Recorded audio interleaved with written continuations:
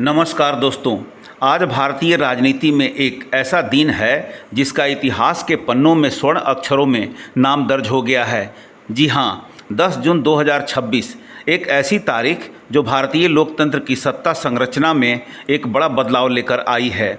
आज हम बात करेंगे उस ऐतिहासिक कीर्तिमान की जिसे प्रधानमंत्री नरेंद्र मोदी ने हासिल किया है।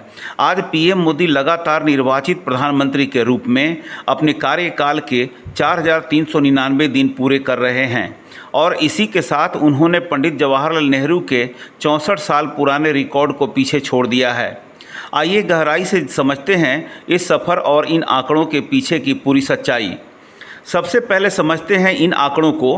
पंडित जवाहरलाल नेहरू जो स्वतंत्र भारत के पहले प्रधानमंत्री थे, उन्होंने 13 मई 1952 से लेकर अपने कार्यकाल के दौरान लगातार 4,398 दिनों तक निर्वाचित प्रधानमंत्री के रूप में जिम्मेदारी संभाली थी। वहीं प्रधानमंत्री नरेंद्र मोदी ने 26 मई 2014 को पहली बार पद की शपथ ली थी। साल 2014, 2019 और 2024 के आम चुनावों में लगातार जीत हासिल करते हुए आज 10 जून 2026 को वे 4,399 दिनों के सफ़र तक पहुंच गए हैं। यह मात्र एक संख्या नहीं है, बल्कि उस राजनीतिक स्थिरता की निशानी है जो पिछले एक दशक में भारत ने देखी है। अब एक महत्वपूर्ण तकनीकी अंतर को जानना जरूरी है।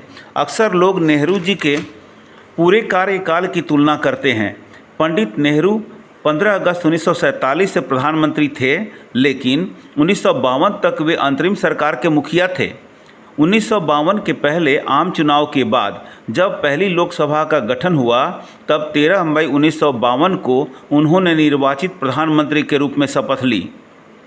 इतिहासकार इसी 13 मई 1952 से उनके वास्तविक निर्वाचित कार्यकाल की गणना करते हैं। यदि हम नेहरू जी के 1947 से 1964 तक के कुल कार्यकाल की बात करें तो वह 6,131 दिनों का था। पीएम मोदी के लिए इस महा रिकॉर्ड को तोड़ने का अर्थ है कि उन्हें अभी कई वर्षों तक इस पद पर बने रहना होगा। आखिर पीएम मोदी की इस लगातार चुनावी सफलता का आधार क्या है?